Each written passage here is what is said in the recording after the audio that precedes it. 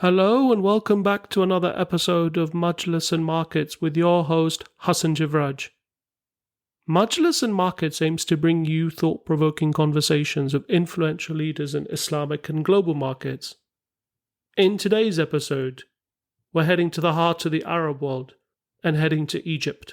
Since 2011, Egypt has faced political and economic challenges, worsened by a surge in foreign debt and unfavourable policies. COVID-19 in 2020 and the Russia-Ukraine conflict in 2022 hit hard, especially as Egypt is the world's largest wheat importer. Today, Egypt grapples with things like soaring inflation, a weakened currency, and heightened climate and geopolitical risks. Yet recent aid, like an IMF bailout and a major investment by the UAE in February 2024, is bringing hope. To explore Egypt's economic challenges further, we spoke to Angus, an expert in MENA markets renowned for his work in investment banking and asset management. Angus's insights are regularly sought after by the likes of Bloomberg and the BBC. During our conversation, Angus and I spoke about several topics, including Egypt's rising debt levels, the challenges facing the business environment, and climate risks. Angus Blair, welcome to Majlis and Markets. Good to have you here. Thank you very much. Angus, you've got a very interesting background. I think you're probably one of the most interesting people who cover Egypt, and you've been in Egypt for a really long time. But before we get into what's happened over the past, decade or so, could you give us your background and from your personal background or your academic background and then your professional life before we get into Egypt? Sure, absolutely. Well, you want to know the background of my early life or later? How you got into Egypt. How did you become interested in Egypt and the region, I would say? Well, my background is in the city of London, and I'd been covering the UK market for quite a while. Actually, I was in a double Excel rated team at the time, and I'd already had the most incredible training covering markets, and to be in a double Excel rated team gave one very significant access to major companies. And I actually covered, the time it's about 19 companies, some of which were some of the biggest FTSE companies, FTSE 100 on the London Stock Exchange. And then when I joined Barings, I did the same. I was a UK market, actually also more than that, but basically UK market strategist. And then I was asked to take charge of all of Southern Europe and the Middle East, North Africa. So my background in covering mature markets really helped in looking at the low to middle income countries, because I was able to have, I think, more nuance and depth. And also having been an investment analyst for a long time, it meant that I was able to communicate with a lot of senior figures very easily. And I took personal charge of the MENA region. So my expertise isn't just Egypt. It has been, and now for about 30 years across all of the Middle East, North Africa, from Morocco to Egypt and Lebanon and Syria down to Oman. Although I did historically also was in charge of everything from Portugal to Turkey.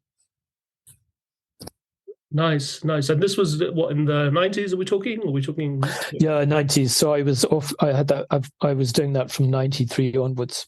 Okay, wow. So it's been a long that was after I'd already covered the UK. So I've been in the markets, as you know, quite a long time. Sure. So yeah, the developing markets or low to middle income countries from 1993. Right. So you've been there even before 2011, and then when did you move to Egypt? I moved first to Saudi in 2003, and I was there. I was head of asset management and product development for Al Rajhi Bank in Riyadh. So that was Saudi's biggest retail bank. And that was also where I really realized that everything I'd learned historically in London in managing a whole mass of people in sales, trading, research, and actually investment banking deals actually came into focus because I was able to help clean up the asset management portfolio, launch some new products, including the Murabaha or in the euro, and proposing looking at developing takaful insurance product, although that happened after I left, by the time the committee got around to dealing with it, which I have to say was remarkably slow. But anyway, and then I moved to Egypt in 2006. But my background, which I've returned to more fully being the UK, is, just to put it in focus, is that the one reason why I think people want to meet me and work with me on projects is the fact that I did help, first of all, launch the first global depository receipt, the GDR, for commercial international banks, CIB, in Egypt. So I listed that, and I also did we did a big deal in Morocco, in the Moroccan stock market. And also I helped open up the Saudi Arabian stock market by launching the first product for foreigners to invest in the market. So, and another product in Oman. So I was in the very early days of the development of the capital markets of the MENA region. And it's quite amazing when I go to Morocco and speak at an event. It's quite amazing to have people come up and talk to me who we've known each other for about 30 years, and the same in Saudi Arabia and Riyadh and Oman and Lebanon and Jordan and Egypt, of course. And I have to say, it's very heartening to know that people, in finance, it's very important to build bridges, and I'm grateful that my hard work has created long-term bonds professionally and personally. Yeah, it seems like you were there like when things were quite fertile and quite raw, right? Quite like a nascent stage compared to where they are. Well, if I give an example, I remember going into the bourse in Casablanca, and there was a fellow who ran it called Monsieur Laraki in Casablanca, and it was basically him and a secretary who were there full time. And at that stage, the market was only open, I think, about half an hour a day. I'd have to speak to friends like Yunus Benjaloun and others in Casablanca, but or Adil Douiri, but it was an open outcry system, and there was chalks on the board, and everything was sort of done and dusted within the hour, I think, at that stage. And then within 2 years, there was an utter transformation of the market to becoming electronic, and lots of young people taking charge. It was really wonderful to see the commitment then to really reform the economy set by the late king and his advisors, and really wonderful. Great. And then you said you moved to Egypt in 2006. What were you doing in Egypt? Well, I'd covered the region from 93, but I used to visit every month. I'd visit somewhere from a few days to a few weeks traveling. And I moved formally in 2006 when I was asked to be a partner at Belton Investment Banks when it was just starting off, to help put together the team and interview people. And for some years, actually, it was really good fun. And, to be part of something that was growing and positive and real dynamism, as Egypt really grasped the nettle about after its own problems of the late 90s, early 2000s. So you visited Egypt during your time when you were working, and then you relocated there? Yeah, well, what happened is that I don't know if you're really familiar with working in the City of London intensively.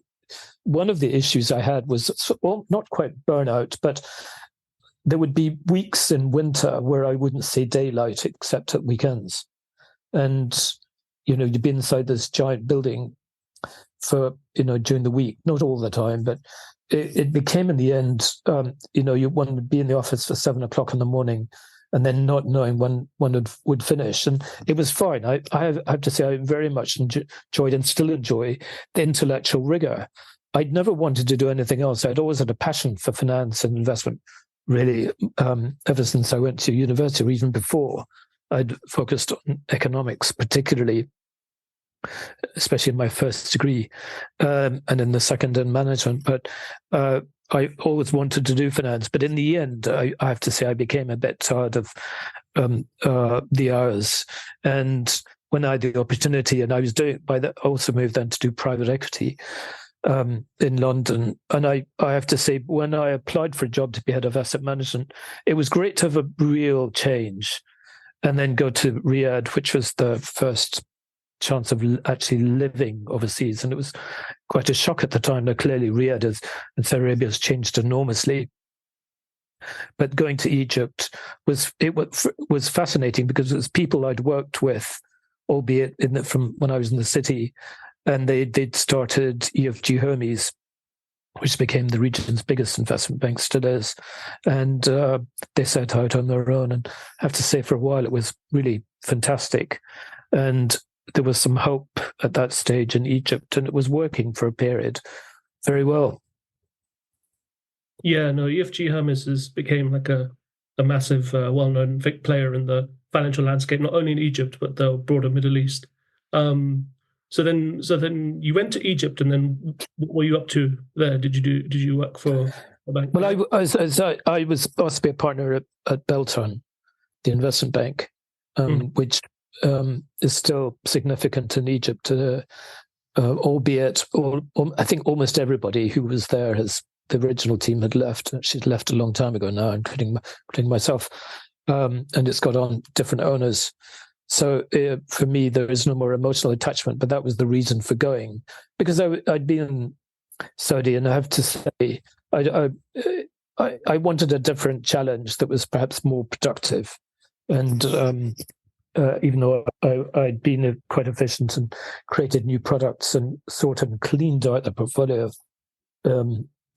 it was really great to go back to be with people I knew, but also at that stage, Egypt was actually more exciting than Riyadh. Yeah, and you were there like in like the noughties, right? Like, so I guess like it wasn't as much on the map as it is today. When it was starting, I mean, you in fact at that stage for some years, the average daily volume was far more than now in dollar terms. And I think that it shows in many ways the stresses within Egypt, but also what had happened in the intervening time after 2008 and 2009, when there were problems in terms of Egypt and the economy began and stresses from the top. A number of companies delisted, including most of the Orascom companies and the big family portfolio companies, and some others, including Vodafone. So it ended that the stock market became rather dull, I have to say, and rather boring compared to what it had been. And it's only now beginning to reshape itself to hopefully offer some greater hope for the future. Yeah, absolutely. And then do you think your time in Saudi helped you prepare for the culture shock of Egypt? Like, I mean, what was it like living in Egypt up until 2011? Well, you have to remember, I used to visit everywhere in the region monthly. And I used to visit Egypt just about every 2 months from 1993 onwards. So I wasn't unfamiliar, but living somewhere is different from visiting, of course, absolutely different, really different. I'd say that there was a period that when I moved to Egypt 2006, there was a tangible feeling of change. Focus on the economy, getting things right. New listings on the stock market, of course, that's what I look at and do, and growing foreign interest, which of course we had already tapped into, and the fact that we were able to organize, and then we grew as a team to cover the region, and we were able to put on big events at the New York Stock Exchange and also in London, where we had these open days for institutional investors to meet companies from across the Middle East and North Africa. And at that stage, before Saudi, albeit it had opened based on some of the work that I'd done myself years before, wasn't still fully open. It was beginning to open through different products like P-Notes and others, but there was growing interest across the region before everything began to fall apart. And that was exciting, I have to say, and very enjoyable. And living in Egypt it wasn't a culture shock, because as I said, I'd been there so many times. But living there is obviously, it's different from visiting. And one saw the underbelly and different aspects of life and business that one doesn't see when one visits. And I have to say that was the surprise. It wasn't culture. It was to see how businesses were being run. And one of the issues I'd say, now having returned very happily to the UK, is that I've come back from living in the Middle East and North Africa with a massive passion for corporate governance. Right. And I guess that wasn't a big thing back in the noughties, right? Well, I'm a great believer, having seen companies up close and covering them when I was very young, and UK companies and very large companies. And I noted I would have had lunch with the CEO of BP, for example, or IBM, or some of the other FTSE 100 companies and banks. And it's really interesting when one has that form of access, that training. I have to say, I'm incredibly grateful for the training that I had in the City of London. But also, I already had seen scandals. I mean, I was at Barings pre and post the Leeson problem. And therefore, for me, having then seen issues of quality of management and of ensuring regulation, and in fact, my second investment bank, a significant portion of my time for much of my first year was on ensuring that we were improving corporate governance through compliance. And my passion is making sure that everything's well run. And I realized all that training really helped me in Egypt, because when one manages people, I'd done it already. When you're taking bigger decisions, I'd done that already. When I was dealing with international institutions, I'd done that for years. And one other issue is I don't get nervous speaking in public. So I was always used by businesses to go and speak for them, because I find it very easy to do. And hopefully I can impart information in a way which people can understand, but also benefit from. Yeah, and I'd like to pick your brains on what are your thoughts, or if we look at Egypt since 2011, obviously had people want to call it an uprising, a revolution. It followed a wave of protests that took place across the region, first in Tunisia and then in Egypt in January 2011. I mean, when the revolution was happening, or when the uprisings were happening, what were your initial thoughts? Well, very strangely, I won't go into everything, because at some stage I'd quite like to write it all down. But everywhere one feels change and there's frustration. And if I talk about the country that we both live in now, the United Kingdom, there have been periods here in more recent history where there have been violent demonstrations. And we forget that, politicians forget, I think, that one must carry people in understanding policy. And I think there was very much to have learned, people who are in power across the Middle East, North Africa, but also other countries, as to why did people feel so disassociated? Why were they upset? And there are lessons which I think continue to be learned, or some cases not learned, should be learned perhaps. And there were inklings of pressure valve blowing off a bit in advance. And I have to say, I was actually in the UK slightly before it happened, because there'd been a family issue I had to come back for. And but I was back again in 2 weeks, and literally about 2 days after everything. But I was in touch with everyone every single day, and I'd already set up a phone tree for the firm, so that everyone had everyone knew everyone's numbers, and if there was an issue to call then others, and that really helped, because people couldn't go to the office. So what we tried to do is, first of all, was make sure everyone was safe, and then secondly, where people after a little while keep in touch with what's happening. But of course, for a few weeks, 2 weeks, really nothing much could happen. Of course, the stock exchange was closed at that point, so there was nothing for us to do except we tried to monitor international prices on the GDR market. And so we did a product for clients looking at the still listed GDR companies. But it was quite problematic, I have to say, because of the legacy which it had and still has in terms of the economy. and I think that the lessons haven't quite yet been fully taken on board.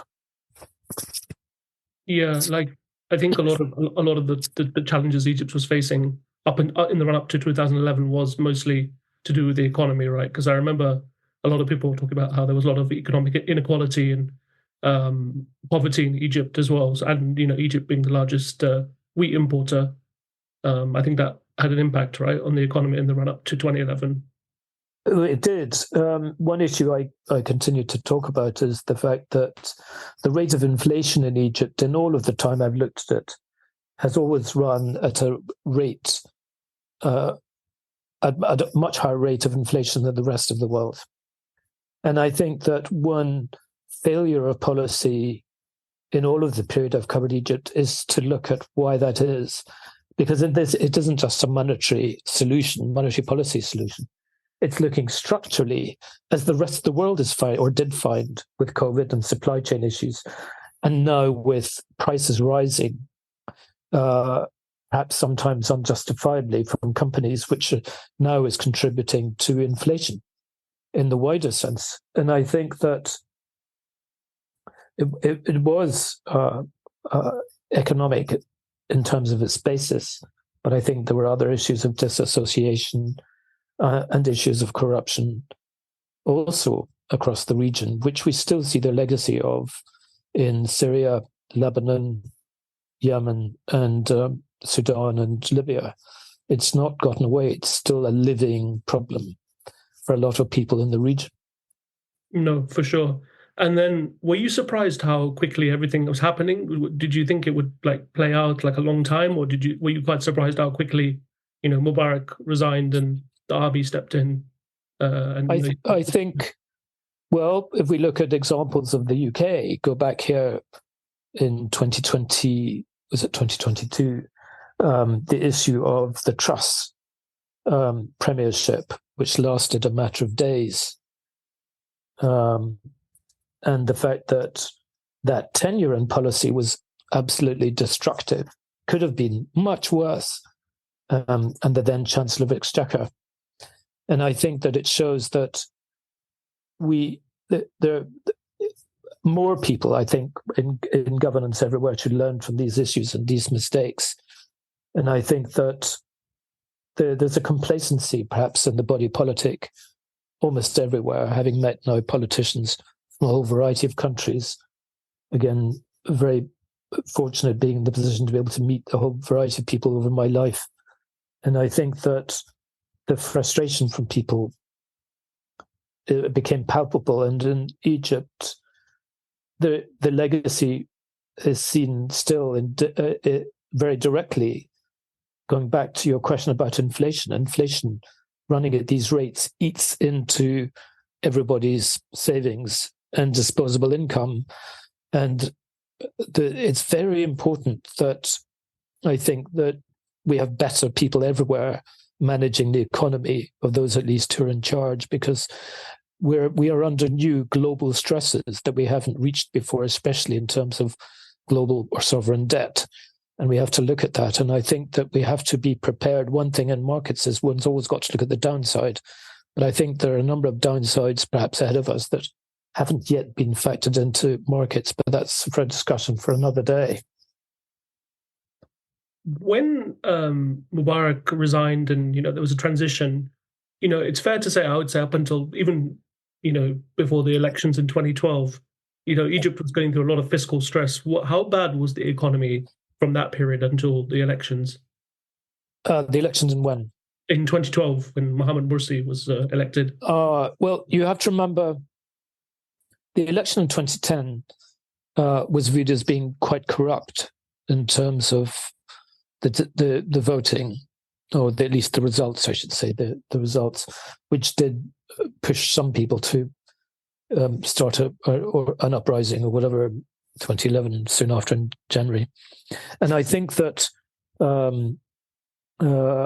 if you look at the subsequent period, there were problems especially with a massive withdrawal of capital from Egyptians being able to send money overseas. There was an enormous outflow of capital, which eventually the central bank stemmed. And that had an effect in terms of the availability of foreign currency, clearly. And also there were effects on inflation and on the Egyptian pound depreciating in value, because the central bank couldn't withstand the pressures for some period. And of course, since 2011, we've had a number of waves of depreciation and of monetary policy trying to keep up with those pressures, of course, but some of which stem from a significant continuing trade deficit, of course, very high inflation, and of course, imported inflation, which we've seen much more recently from the price of wheat after Russia invaded Ukraine. Yeah. And then, so obviously Mohamed Morsi was elected in 2012. How, he was only in office for about a year. How chaotic was it from an economic perspective in terms of policy making? Because I remember, for example, in 2013, up until, say, when the army stepped in, the Sukuk bill, and I remember just how chaotic the government was trying to pass this bill. And, when I was talking to economists and I was reading your research at the time, there was a lot of chaos in policy making. And then on top of that, you had a really difficult macro situation. I mean, was it really that bad at the time? Well, people forget that under Morsi and the team, they were incredibly unqualified, really dreadful. And the private sector had lost the belief that things would get better. And if you actually looked at what they were doing, it was dismal. And, I'd met Morsi. I was on the board of the British Egyptian Business Association. And before the election, Morsi had come in to give us a talk. I have to say, I just thought he was totally unprepared and ill-suited to the role of being a president anywhere, never mind Egypt and its huge stresses. There was a political objective, a theological drive, which Egypt wasn't ready for, and nowhere would be ready for, frankly. And it was chaotic. It was a mess. Even people who'd supported them, they'd lost very significant support, not surprisingly, because of the decisions they were taking, the government was taking at the time, and their priorities, and the way in which they were dealing with dissent. It was very sad to see. But we've ended up with, again, further changes because they were so disastrous at the time. Yeah, and then I don't think people realized there was Mohamed Morsi, or the Muslim Brotherhood-led government was very reliant on Qatari funding, right? And then you had Saudi, UAE money flowing to the other side or to other parties. Well, that's an area that I don't really comment on, but the fact was that there were backers in some areas, and others had different backers. But the fact is that the average person didn't see that or wasn't particularly caring of it. The average Egyptian who isn't well off, who's by global terms not well off at all, they were focusing on if they could get a job and if they could earn enough money to live, as inflation was continuing to run at a high rate. And that was their priority. It was the day-to-day. It wasn't who was in charge. Yeah. And then obviously, I think it was in July 2013, that's when the army came in and overthrew or replaced, depending on how you see it, the government, the elected government. And then since 2014, obviously, we've had Abdel Fattah Sisi was elected president. And then it's fair to say, I would probably say, even Egyptians who are supporting Sisi would say that the economy hasn't really done that well, right, since 2014. Well, you have to remember there's been a long legacy of not facing Egypt's problems straight on. You have to remember that for decades, Egypt had a very significant problem of state-owned enterprises which were losing money. It was, imagine the early to mid-70s under then the Conservative, then Labour parties, where we had massive strikes in the UK and there was a winter of discontent. There was trains being cancelled, planes being cancelled, rubbish not being collected. And the legacy of that caused the Thatcherism to come and privatization, which then created other legacies. And it's the same in Egypt. When you nationalize a whole mass of businesses and they're employing millions of people, the last thing the average person wants is to lose their job. But the legacy subsequently is how are you going to deal with that? And it's not easy. This is not a neoliberal problem. It's a basic fiscal problem, in that if the government doesn't have enough revenue to pay for these enormous subsidies for loss-making businesses, it couldn't keep on going. And then on another macro level, the trade deficit was continuing. And then there was high inflation. So all of these problems, along with some others internally, in terms of governance, meant that sooner or later, the problem was going to become compounded that would lead to a sentiment turning against the overall policy direction for all the economic stresses. And we've seen that in 2016 and more recently. And I still think the issues we have to be addressed in Egypt of being able to export enough and diminish its imports if it can, or increase food security by growing more food to diminish the reliance on food imports and possibly food price rises to improve food security for the nation for the long term. So I think there are still many lessons that have yet to be learned. And I mention those whenever I'm being interviewed still, in that you've got to look at these long-term issues beyond receiving, in the more recent case, receiving fundamental support, which I'm grateful and very happy to see that Egypt has. But you still have to look at the fundamental problems, which has been the case for decades. I think the central bank team, I have to say, there was a very good central bank governor from the early 2000s after the crisis. He was brought in, Dr. Farouk Al-Okta, was really good. And this central bank governor, Hassan Abdallah, he was brought in from the private sector, from running a private sector bank. The teams in the central bank, I have to say, are really pretty good. The staff level, really good quality. And in the Ministry of Finance, and people forget that. I think without the quality of the cadre of people in the central bank and the Ministry of Finance, Egypt would have been in much worse position, because they are really superb teams managing that chaos or crises after crisis. And I take my hat off to them. I think they have done very quietly behind the scenes, really good job, which people, I think, don't really see enough of. Yeah, I was going to ask you, Egypt, is this after Argentina, it's the second biggest, I would say debtor of IMF funding. They took. I've lost track of how many IMF deals they've signed. They did one in 2016. I remember looking at, and they devalued the currency. And I remember talking to an Egyptian friend at the time, and luckily he was earning in dollars, but he was telling me like how people in his family were earning in Egyptian pounds, and they basically lost like 30% of their savings, and everything became really expensive. And in 2016, there was a lot of reforms promised, and then it seems like in the 4 years up until COVID, there wasn't really much done, and there was just a lot of debt issuance. Can you maybe talk about up until COVID, how was the economy?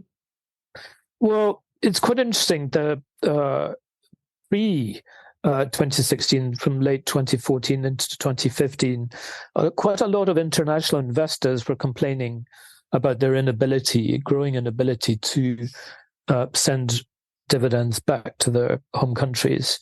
And I have to say that then central bank governor didn't receive their criticisms, their concerns, I think, in a manner that would have given comfort. I don't want to say any more, but that left a legacy. There's a very strong legacy from that period. And the fact that companies remember that we've been here before. And I think that the big policymakers in Egypt, the wider government, have to realize that that is a major concern. And if you don't mind, if I give you a personal example, I remember giving a talk in the summer of 2016 in London, and the then Egyptian ambassador was in that talk I gave. I'd given one the day before at Lloyd's of London, and that day was at the Institute of Directors. And there was a fellow in the audience who'd invested in Egypt, and he was very annoyed after my discussion and outlook, and he said, "Are we going to face another devaluation in Egypt?" And actually, luckily, the ambassador stepped in because I didn't want to be too blunt, but he was annoyed and said, I've already been hit several times by devaluation. And the poor fellow is now, if his company is still there, this is a smaller investor, would have been hit even more. It's a problem, I have to say, that it's very easy to lose trust in a market. And Egypt had lost trust. And I think this time around, it's going to be more difficult for the investors to really say, "Oh, right, we're really happy with." They're going to keep watching, I think, before they come into the debt markets. But before COVID, the fact was that the investors had come back in, being assured. Debt investors, the equity investors by then, foreign investors were limited, but into the debt markets had come in thinking, okay, the central bank's doing the right thing at last, step in. But each time, if you look back from the maybe the mid 2000s, say 2007, 8, and 9, that was really they were the peak years for global interest in Egypt, debt and equity. Then after that, equity had really gone because as I mentioned, a lot of the bigger companies had delisted. One had gone to Europe to be listed, Orascom Construction, and others delisted. And then in the debt markets, there was a wave of interest, but that has diminished. There was another wave of interest because of the carry trade. But I have to see each wave, there was a lack of momentum. And I think that one issue which I think Egypt would be, wise to remember is that there's always attractions for capital across the world. They don't have to invest in Egypt. And they've got to have a really strong economic policy. And this is where the test in 2016-17 really failed, because the promise at that stage, the IMF and other parties, was that there was going to be a free-floating currency. And I say that, I won't give the whole thing, but I remember having discussions with the IMF when they came to Cairo in 2017. It was quite clear they were under the impression it was a free-floating currency. And obviously that's not what happened, and led to the problems that we have just begun to emerge from now, from this central bank team and the wider government, to realize that there's a problem. And it's called very significant support from regional partners, of course, from the Emirates, as well as from the IMF, the World Bank, the European Union, and others. But Egypt can't rely on this continually because the whole world is crying out for capital. But so there are all these lessons which I want to try to write about in time. But I've been, I have to say, quite saddened by the lack of proper, deep reform that would really have helped Egypt in the longer term, help provide the growth and hoped and growth for the background for growth for the private sector and employment, of course, and bring down inflation. But inflation, I have to say, it's not really the topic that most people talk about. For me, it's the primary issue. Inflation's really eaten into the economic strength of Egypt on a day-to-day level in the last 20 years. Yeah, I was going to ask you, why did a lot of international investors particularly like Egypt as a carry trade? What were the reasons for that? Well, it's of course getting a return in the short term that was very attractive. You couldn't ignore it to put it into a portfolio. Plus, many institutions knew Egypt well. They knew some individuals, but the fact that they would be in the short term, they wouldn't go in medium or long term debt. It would be in the short end, but they'd get a good return, better than many other countries. And because they were familiar with Egypt, they were willing to measure the risk and take it and then exit. Would you agree that you mentioned about the external support that Egypt received from the World Bank, IMF, and the Gulf? Would you also say that a lot of the growth that Egypt experienced, economic growth Egypt experienced, was also driven by debt that they issued? Because they issued a lot of debt between 2017 to, say, 2022. Well, that debt, you've got to look at how the debt was, what it was being used for.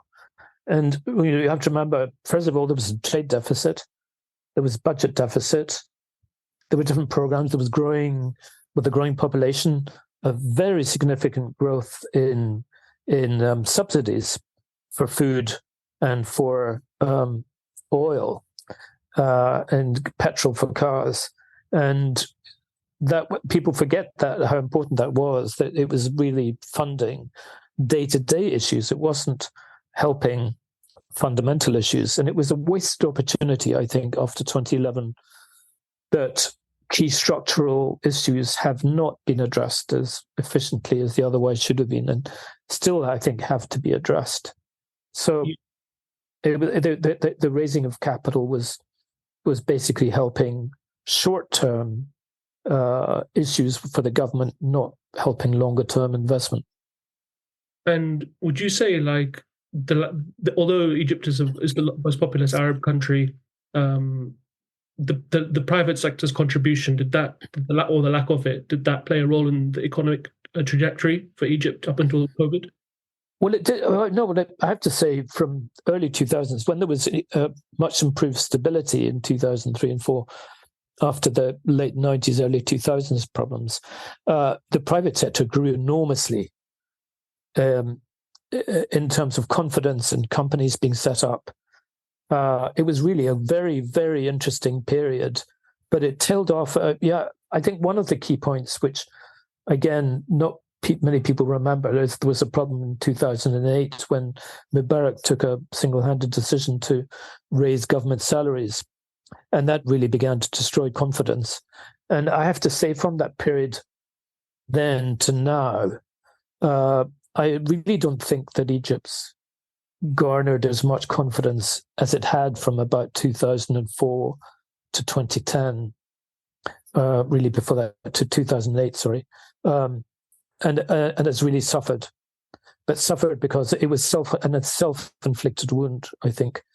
Government intervention, concern over the street, but when they should have been looking at long-term structural issues.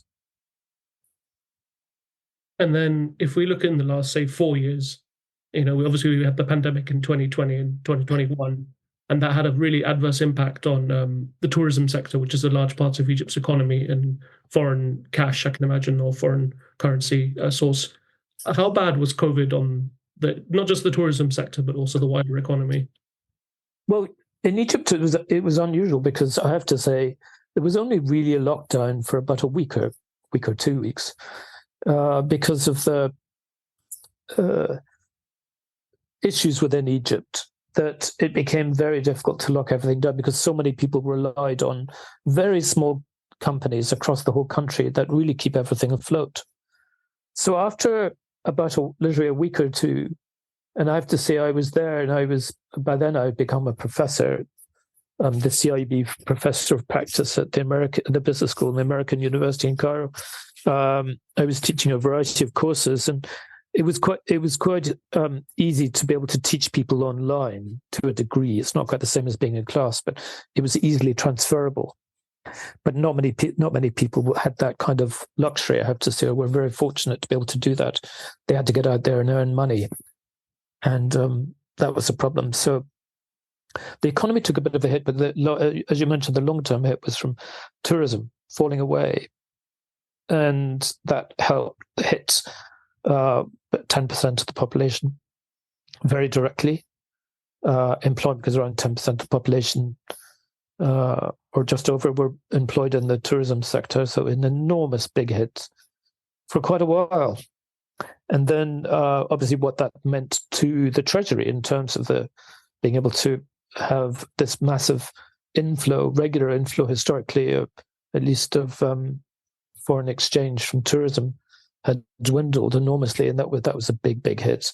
So that obviously didn't help the foreign exchange reserves in the central bank, although obviously tourism has recovered subsequently. But the direct impact, if you went out and came to Cairo, after a few weeks, you wouldn't have thought that COVID was there at all compared to, say, the UK or what was happening in other countries.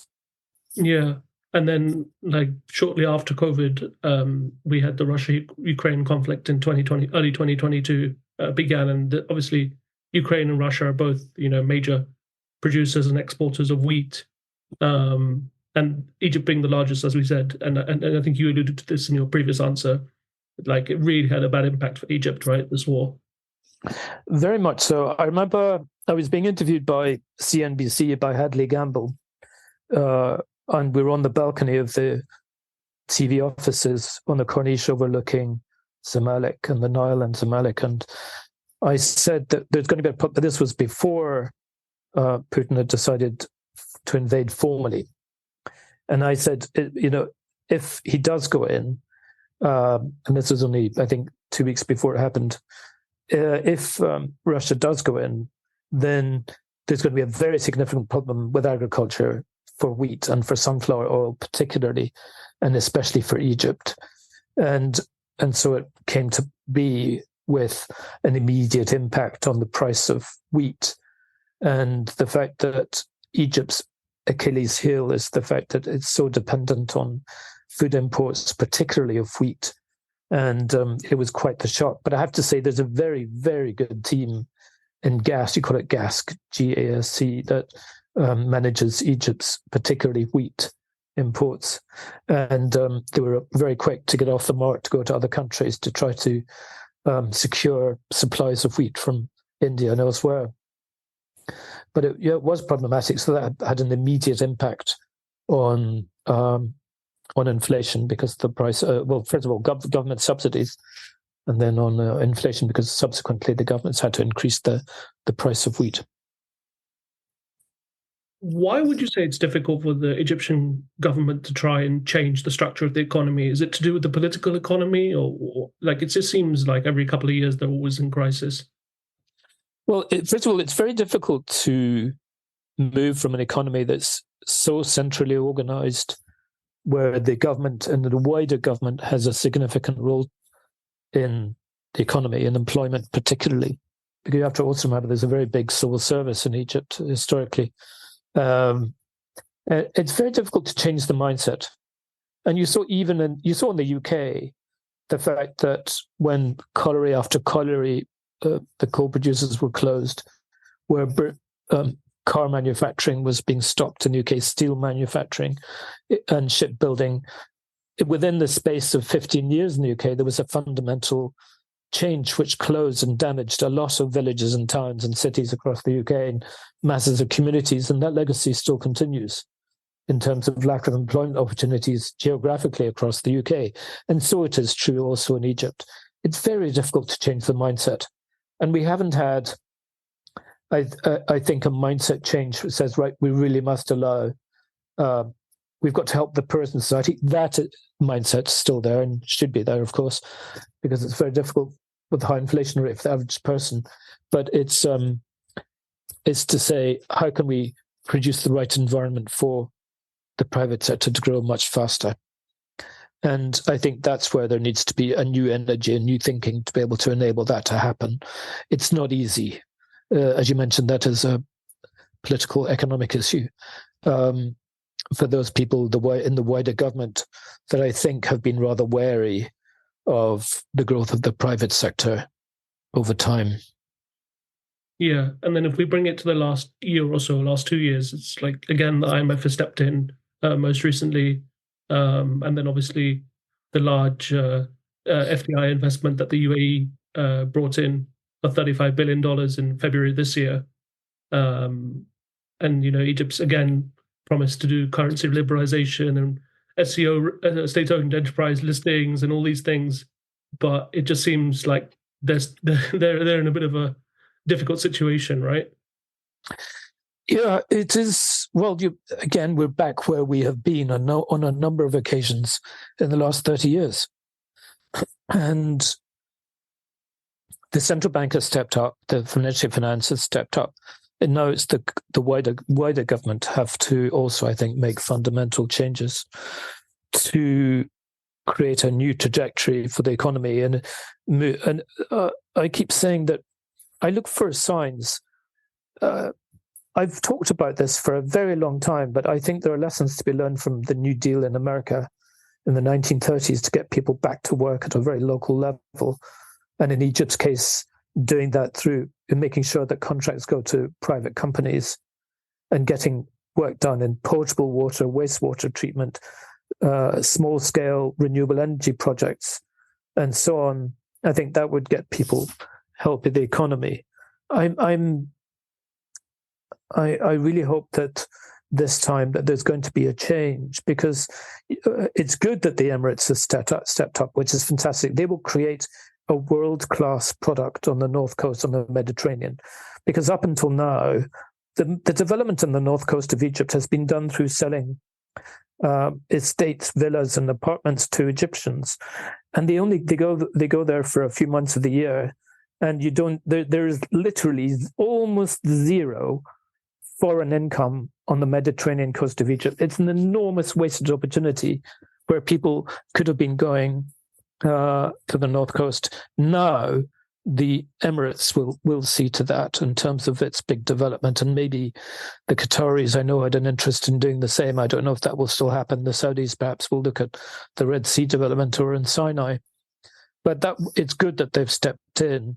And of course, the Emiratis have very much a can-do, yes, positive approach to doing business.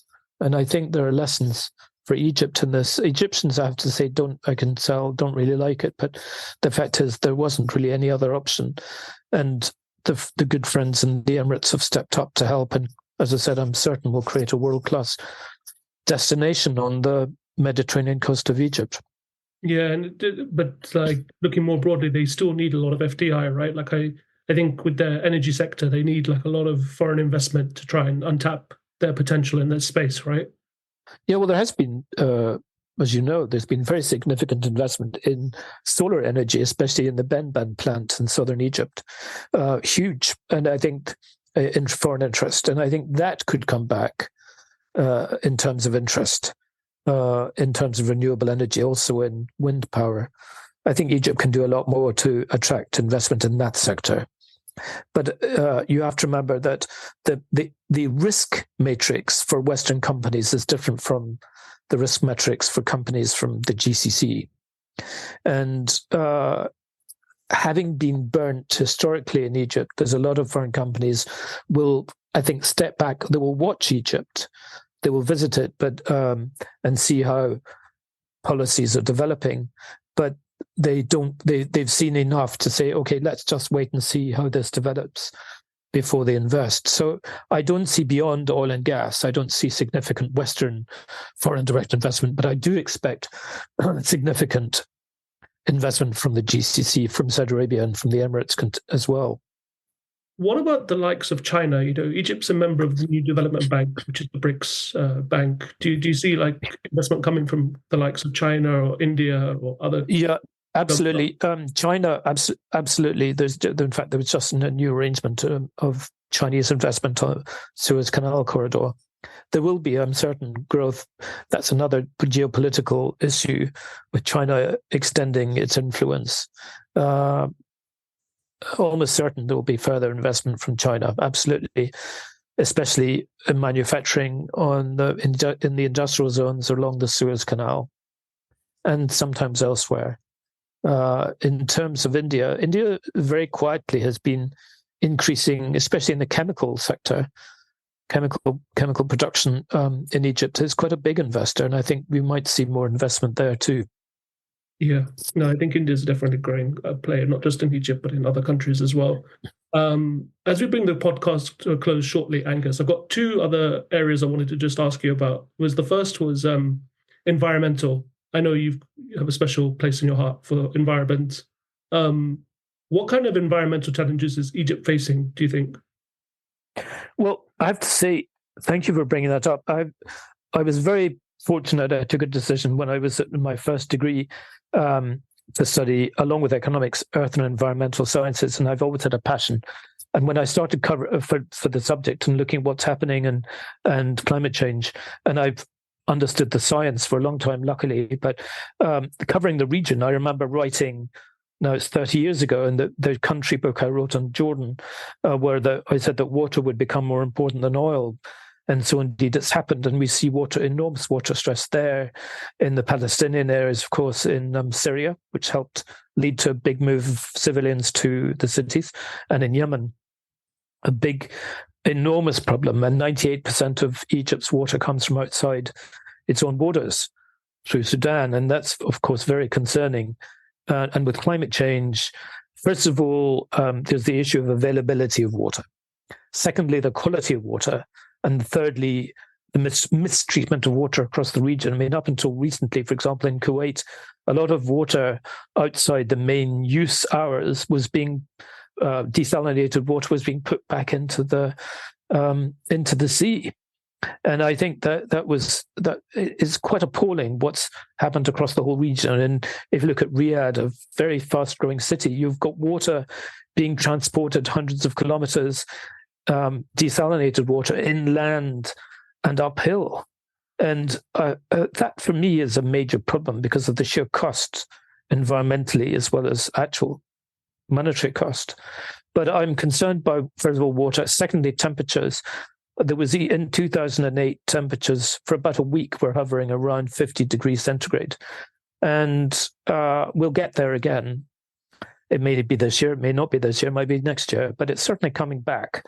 And we see increasing very major heat pressure points in Kuwait, southwest Iran, southeast Iraq, but also now stretching well into Iraq and around Baghdad and elsewhere in the region. And I think that this problem will lead to migration of people sooner rather than later, as agriculture is denuded from the lack of water and from temperature stress on crops. Yeah, I think it's going to be a big problem for a lot of the Middle Eastern countries. I think like 22 out of the 30 countries which are water scarce are in the Middle East. And I've had the pleasure or displeasure of being in Kuwait in the summer, and it's not a pleasant experience. But the other thing I wanted to ask you, Angus, is the security challenges. You mentioned about the geopolitics, things like the Ethiopia and Sudan dam with the Nile. What kind of security challenges is Egypt facing, do you think? Obviously, the conflict in Gaza and also the Red Sea shipping challenges. Do you think this will have an impact on Egypt's economy? Well, in the short to medium term, the Red Sea, in terms of the number of ships going through the Suez Canal, obviously having a negative impact on revenues for the Suez Canal. Obviously, geopolitical problems in Libya and in Sudan are very significant in terms of potential refugees and instability, and Egypt's government having to recognize that having unstable borders doesn't exactly instill positive sentiment with anyone, but particularly with the population at large. And of course, there's a very large number of refugees in Egypt, some from Syria, but a huge number increasing from Sudan, from Eritrea, even from Ethiopia. And that's problematic and quite a strain on Egypt. And now more recently, in terms of Gaza and the horrors there, and how to handle that and its relationship in the future with Israel, which I think Israel itself is also changing internally, and will be a very different political animal going forward in the future, I think, when all of this has calmed down.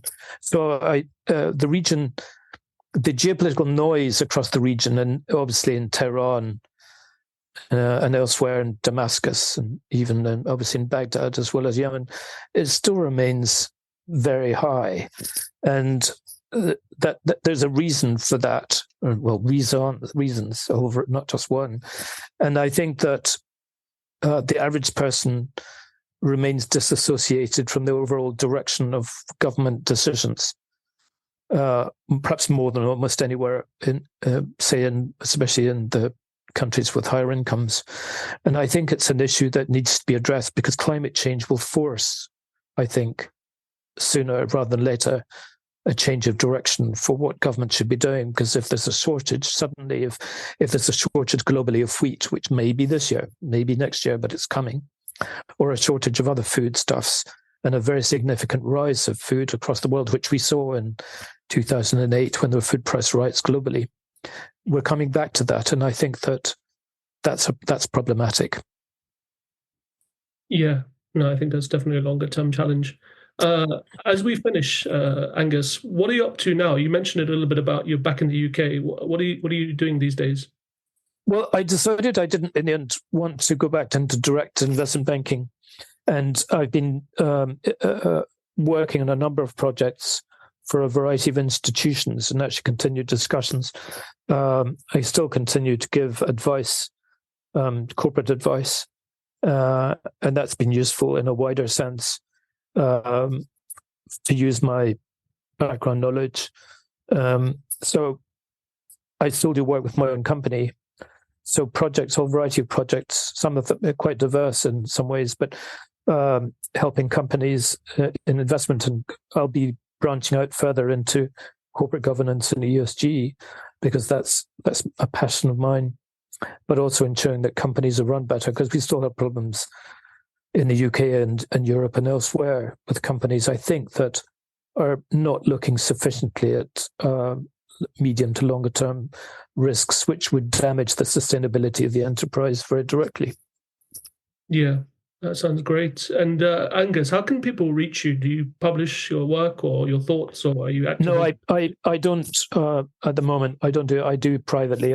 It's paid research. I learned a long time ago that my work was being historically at Signet was being very widely read, but I needed to monetize that. But I think that it's important that I find the right audience. It's a bit like a subsidy for a population.